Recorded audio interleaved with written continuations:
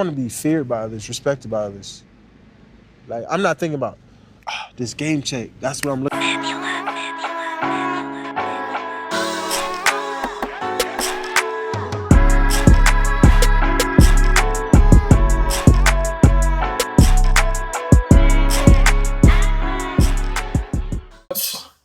Good people, it's your boy Mr. Rome, Cowboys fan talk, right back. Like I never left. What's going on, man? Happy Sunday. I hope y'all doing phenomenal. I hope y'all have had a great, productive weekend, man. And it's about to get better. The Cowboys start their scrimmage with the Rams this Tuesday. They was off today, so no training camp talk quite yet. I think they got a walkthrough tomorrow, if I'm not mistaken. Y'all can correct me in the comments like y'all always do. But I just wanted to talk about this saga that's been going on with Micah Parsons. Started on Friday evening, Micah Parsons demanding a trade. Everyone went live, myself, a whole bunch of amazing content creators. Go tap in and see what they had to say. If you didn't see what I had to say, go back and watch. Because I actually did 2 live streams, one emotional on Friday and then one on Saturday to kind of talk a little bit more calmly, explaining my position on Micah and where he stands. And, this is one of the biggest stories in Cowboys Nation. So this is why you're getting so many videos on it. I'm sure. I literally seen in the comments somebody say, this is boring. Y'all keep talking about Micah Parsons. Well, Micah Parsons is our best player. And he's going through a contract dispute with our owner that I thought might get played out or done a little bit differently than other contracts. If you watch my previous videos, I said, this is different. The Cowboys haven't disrespected or hated on Micah all offseason. I think this is going to get done. And then the last 2 weeks happened and it's all off the rails. But Micah Parsons recently did an interview with The Pivot. Shout out to The Pivot, Ryan Clark and his guys over there. And I caught a clip. I didn't see the whole thing because they haven't released it yet. But this clip talks, it speaks everything. I saw you put a little part in the beginning to catch y'all attention because that spoke to me. But Micah basically just explained his reason why he does this thing. And I know it's going to sound this canned response. I think it's real. I think it's real. Look, man, everybody wants to be compensated for what they do. We all work. I work a job. Yes. And I get paid very well. Appreciate them. And I do YouTube.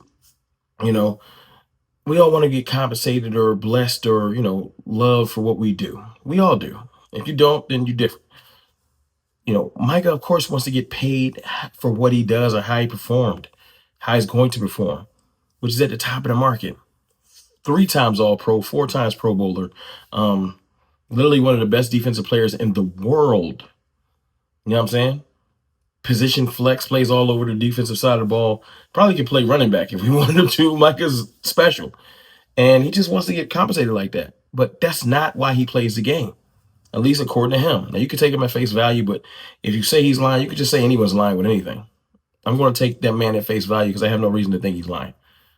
And he basically just came out and explained himself on the Pivot podcast, why he does this, what drives him. And it ain't just the money. It ain't just the contract. This is about respect. That's why people getting frustrated with how things are handled, because there's a lot of disrespect happening. There's a lot of lessons in this situation. In life, when you disrespect somebody, expect disrespect in return. It doesn't matter where you stand. You can be their boss, their professional sports owner, your husband or wife, friend. When you disrespect somebody, you can't dictate how they respond or get frustrated because their response isn't in line with what you think they should do because of where you at. You feel me? It's that simple. Jerry Jones started to take shots at Micah Parsons and this thing went off the rails. If he was respectful and said, we love Micah, we just trying to hammer this thing out, I bet you the respect that he would have displayed in the public would have been reciprocated by Micah in the same vein. We're hammering this out behind the scenes. We haven't got the things close, but we're going to figure it out. No, it's I wish he didn't. I don't know if I can pay him because, paying players that's hurt. And I'm paraphrasing, but just a lot of little shots at Micah, who put it on the line for this organization since he's been here, goes out there and plays his heart out. You know what I'm saying? I know everybody don't like the podcast and stuff like that, but everyone is going to do something that you don't like. I just want y'all to listen to this clip and then just listen to what Micah says. Yes, you want to be compensated for your work, but I want to be feared by others, respected by others. Like, I'm not thinking about this game check. That's what I'm looking for right at the game. Like, no. I'm looking to dominate you today. Yeah. Like, if we doing it, why not do it at 100? Like, you're not playing for the check. And then once people get the check, they fall off. I couldn't do that. No way. No. My competitor just too high for me to be like that, bro.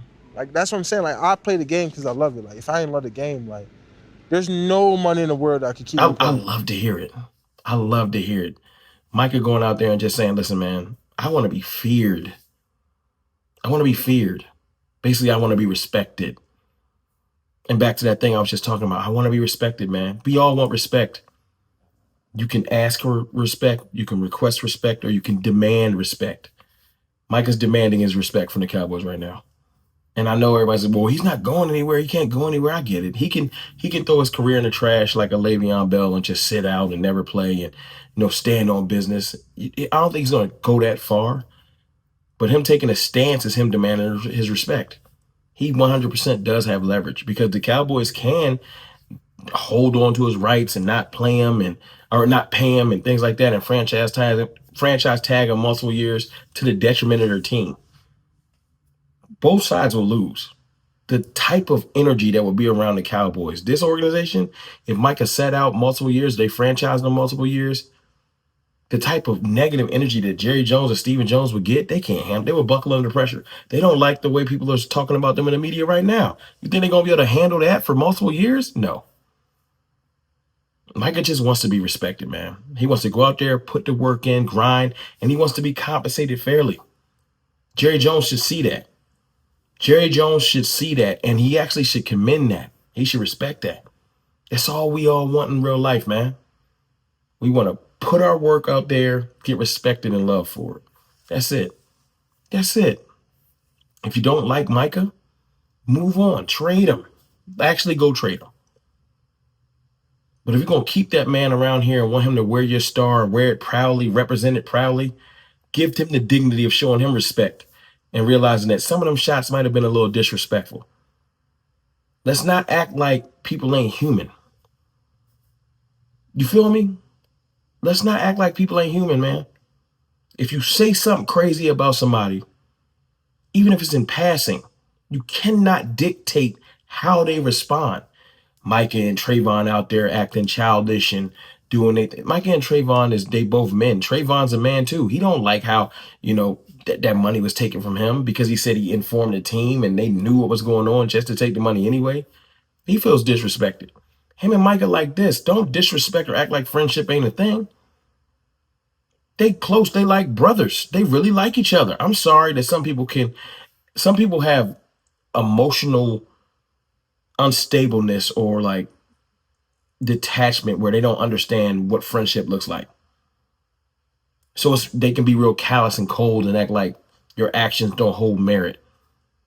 If you don't know what friendship look like and you ain't got no friends, man, just say that. But Jerry Jones, the way you came at Micah, the way you came at Trayvon, the way you came at Terrence Steele, the way you talking about some of your players, yeah, y'all ain't got to be best friends. But don't act like the players ain't going to take heed to that. And the players that are cool with other players, that they not going to look at you sideways.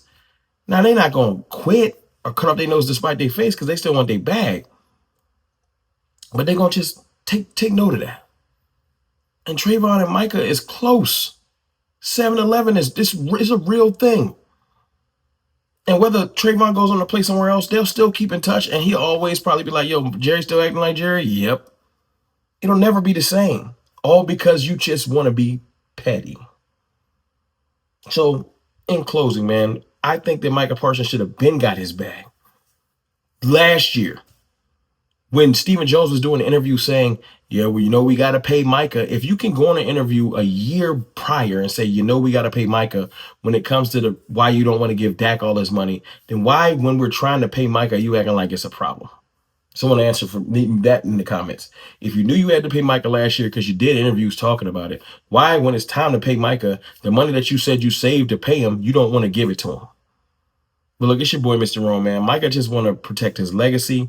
He wants to demand respect, and the Cowboys should give it to him. I'll holla.